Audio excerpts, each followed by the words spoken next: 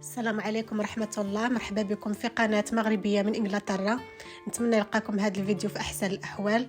اليوم إن شاء الله غادي نحضر معكم دوازتاي سهل كيف ما عودتكم ديما من ضمن الحلويات السهلة والبسيطة. غادي نحضر معكم الريش بوند بمذاق البرتقال، كتجي رائعة، تجي منعشة. نتمنى أنكم تجربوا هذه الطريقة وتتبعوا نفس الخطوات، أكيد غادي تنجح معكم وأكيد غادي تنال الإعجاب ديالكم. بقاو معايا نتعرفوا على المكونات وطريقة التحضير.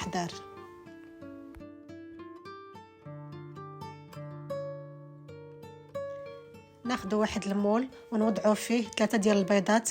انا عندي البيضات صغار، عملت 3. اللي عندكم البيض كبير ممكن تعملوا غير 2. نضيفوا عليهم كاس ديال السكر سنيده، كاس من وزن العنبه 120 غرام. نضيفوا عليهم كاس ديال الزيت الا ربع او 100 ملل ديال الزيت، ونخلطوا مزيان هاد المكونات حتى يذوبوا لنا حبيبات السكر وينسجم لنا الخليط كيف ما كتلاحظوا في الفيديو.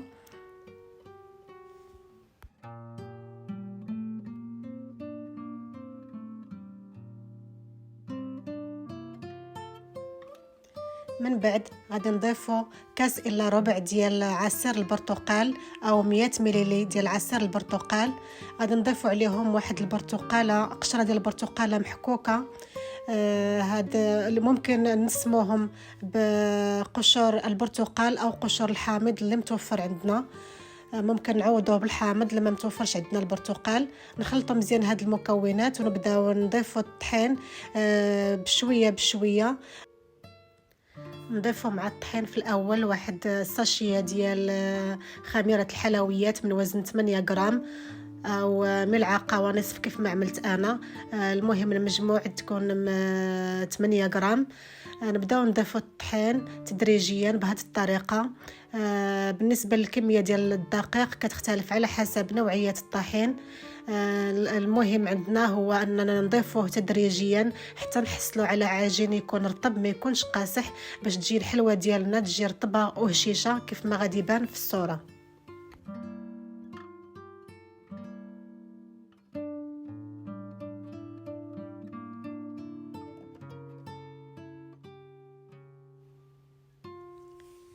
كيف ما كتلاحظوا هذا هو القوام ديال العجين اللي خص يكون عندنا رطب وما تلتصقش باليد. بهذا الشكل اللي جينا سهل باش نكوروه. نعملوا الخليط العجين ديالنا كويرات صغيره. بالنسبه للحجم تيبقى على حسب الرغبه، ولكن من الافضل اننا نعملوهم شويه صغار لان مازال غادي نجمعوا ونلصقوا واحد 2 ديال القطع مع بعضياتهم كيف ما غادي تلاحظوا في اخر الفيديو. نستمروا بهذه الطريقه حتى نساليو العجين ديالنا كامل وندخلوه للفرن على درجه حراره 180 درجه. نطيبوه في الاول من التحت حتى تيشد راسو ونحسوا به انه شويه خدا اللون من التحت، عاد نشعلو من الفوق. ما نحتاجوش اننا نحمروا الحلوه ديالنا بزاف. غير تولي مذهبه صافي نخرجوها من الفرن ونخليوها حتى تبرد باش ندوزو لمرحله التزيين.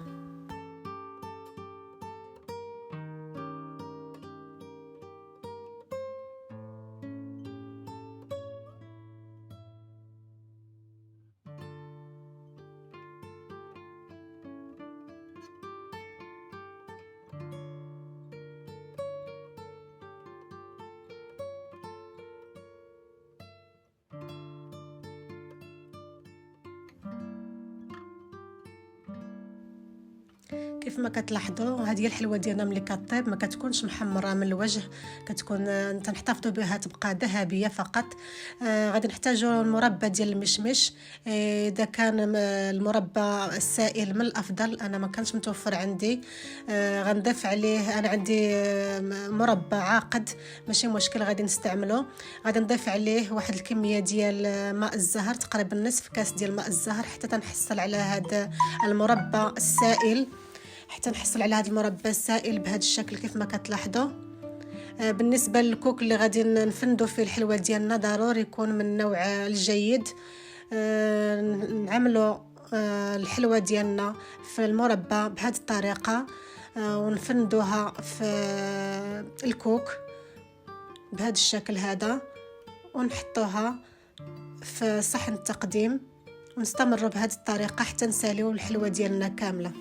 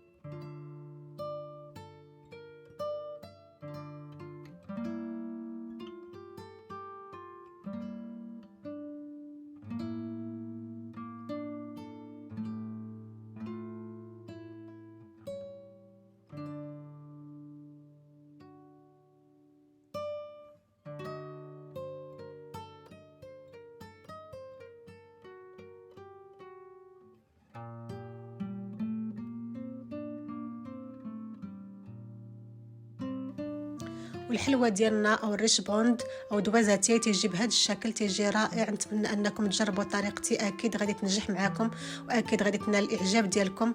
ما تنساوش ديروا لايك للفيديو واشتركوا في القناه باش يوصلكم الجديد. شكرا على المتابعه والى فيديو قادم ان شاء الله.